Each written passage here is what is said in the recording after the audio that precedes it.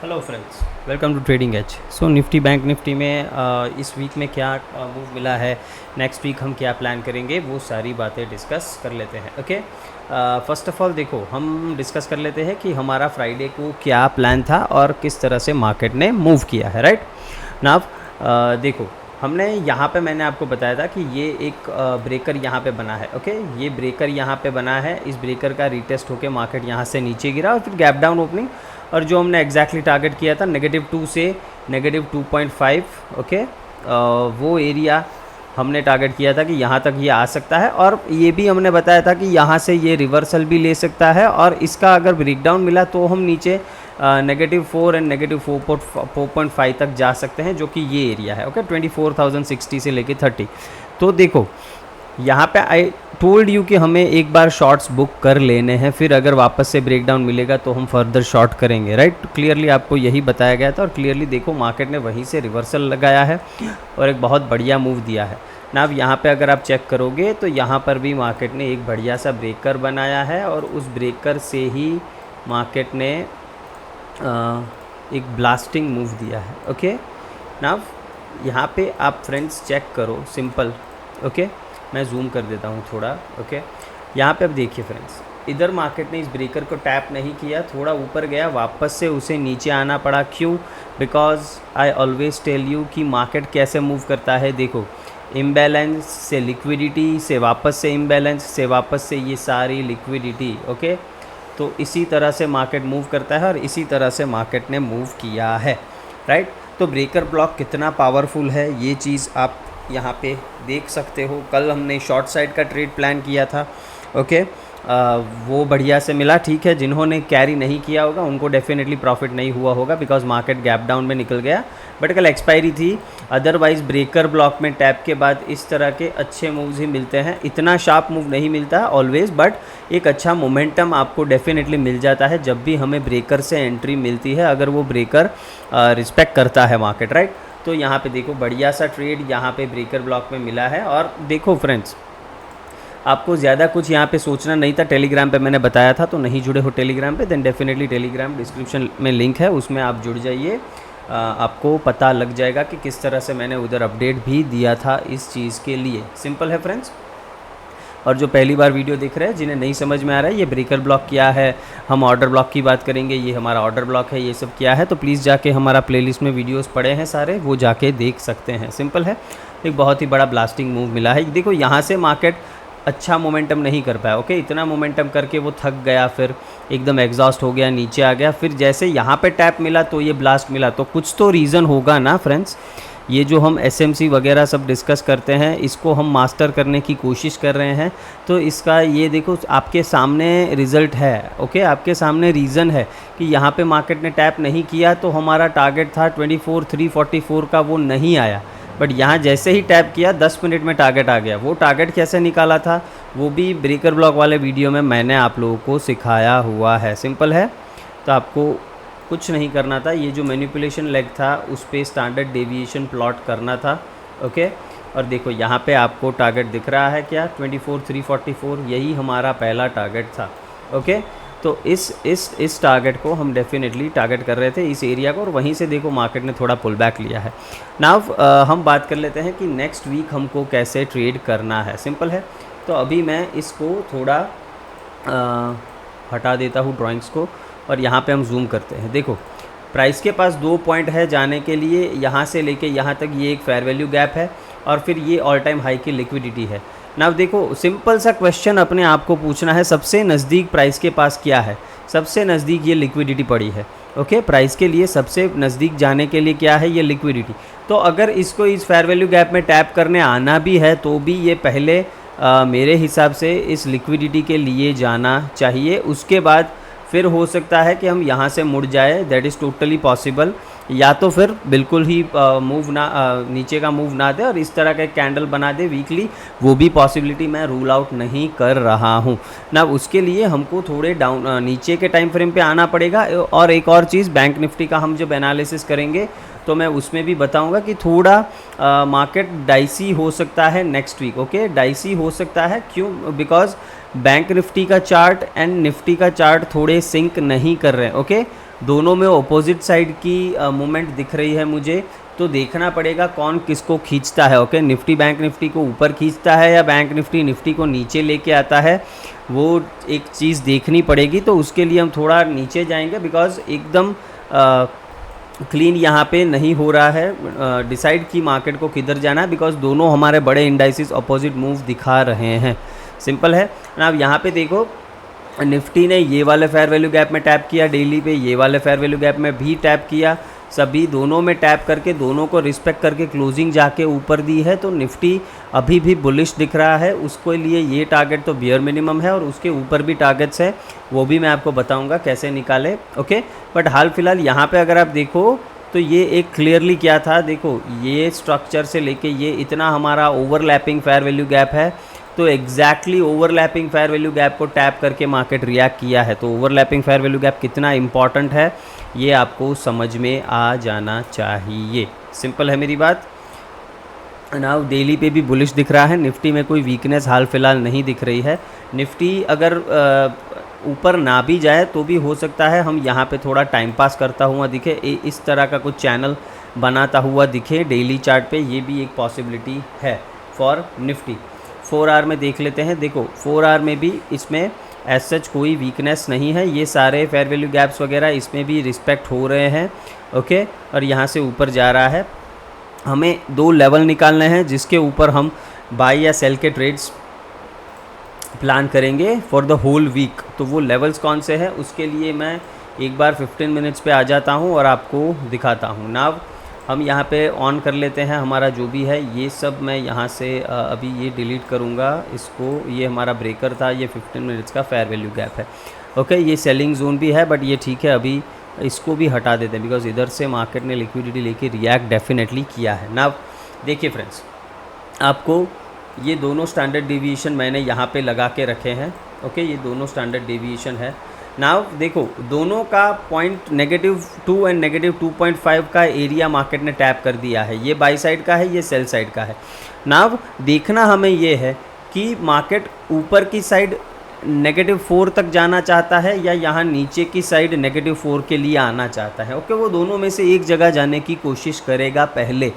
Simple है। तो वहाँ पे हमें देखना पड़ेगा किस तरह से अभी हम वो प्लान करेंगे। देखो अगर निफ्टी यहाँ पे फ्लैट ओपन होता है, इसी एरिया में ओपन होता है, ओके, इसी एरिया में, तो आपको ज़्यादा कुछ सोचना नहीं है। ओके, आप यहाँ पे डेफिनेटली इसके ऊपर, ओके, मतलब 360 से लेके 380, ओके, 24 360 से लेके 380 का जो जोन है यहाँ पे, इसके ऊपर अगर निफ्टी सस्टेन करता है तो आपको ऊपर जाना है।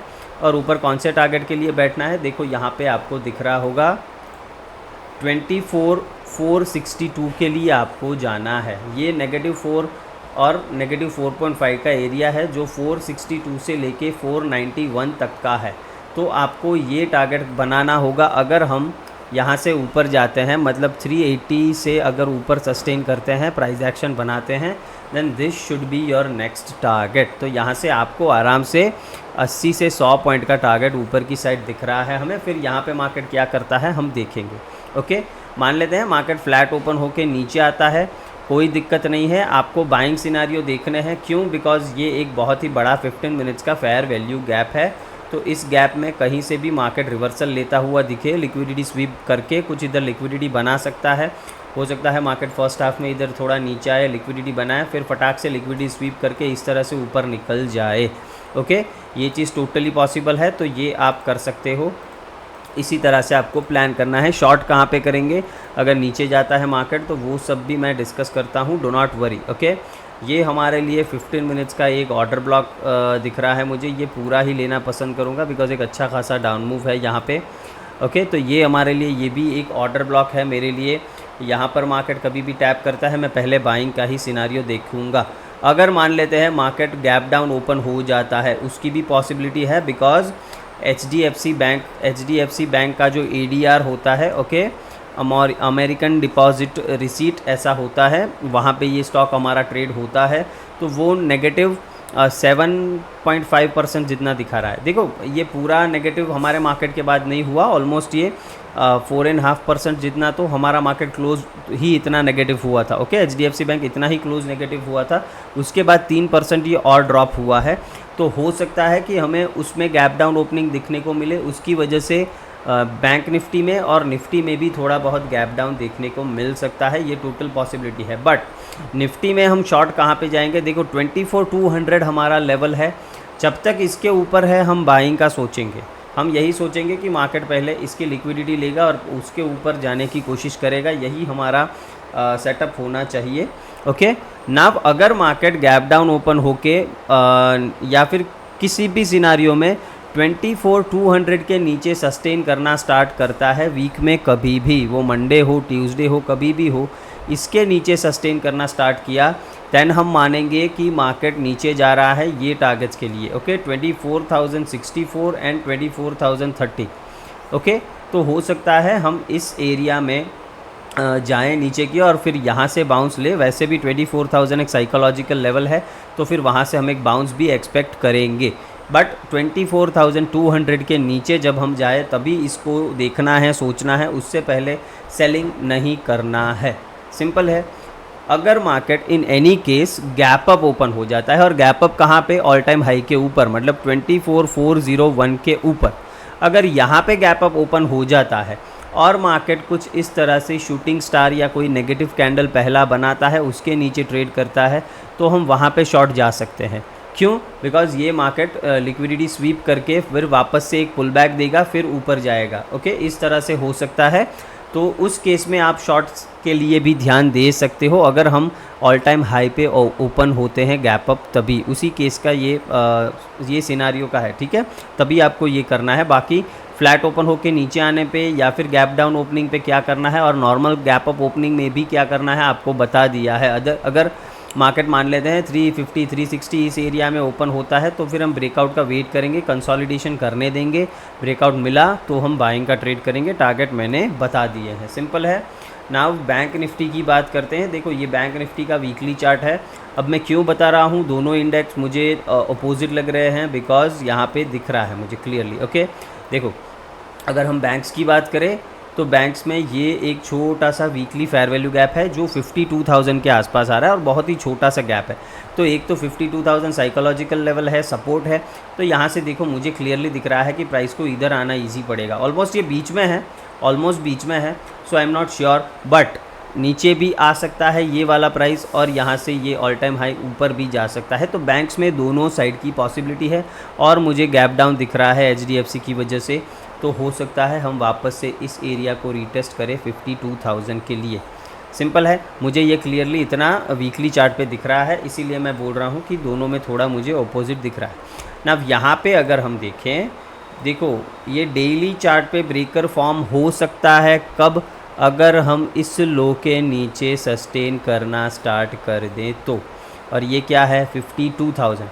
अगर यहाँ से मार्केट नीचे आना स्टार्ट हुआ, फिर रीटेस्ट देख के ये नीचे गया, तो बड़े टारगेट्स डाउनसाइड देखने को मिल सकते हैं, बिकॉज फिर हमारा यहाँ पे ये वाला जो एरिया है ये पूरा हमारा ब्रेकर ब्लॉक डेली चार्ट में बन जाएगा।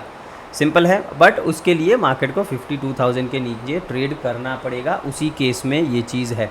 अभी मार्केट इस एरिया में कंसोलिडेट कर रहा है, तो अभी हम कुछ भी हमारा दिमाग नहीं दौड़ाएंगे कि मार्केट अभी बेयरिश हो गया है, ये हो गया, वो हो गया। सिंपल है, अभी ये मार्केट डेली के ऑर्डर ब्लॉक में है। देख रहे हो, अगर आप बैंक निफ्टी देख रहे हो तो ये डेली का ऑर्डर ब्लॉक है, और यहाँ से मार्केट ने सपोर्ट लेने का पूरा कोशिश किया है। तो इसको हम किस तरह से ट्रेड करेंगे? इस कैंडल को ट्रेड करना है। सिंपल है, ज़्यादा कुछ सोचना नहीं है आपको, इस कैंडल को ही ट्रेड करना है। इसके ऊपर 52,800 के ऊपर अगर ये सस्टेन करता है, देन ऊपर हम 53,200 तक के टारगेट्स एक्सपेक्ट कर सकते हैं। ओके, और अगर ये 52,000 का लेवल टूटा, देन उसके बाद हम एग्रेसिव शॉर्ट के प्लान करेंगे, बट 52,000 के बाद, उससे पहले नहीं। ना बैंक निफ्टी में एक रेंज है 15 मिनट्स में बन के आ रहा है, उसमें आपको ट्रेड करना नहीं है। सिंपल है ना। बैंक निफ्टी में ये देखो क्लियरली यहाँ पे रेंज दिख रहा है। ओके,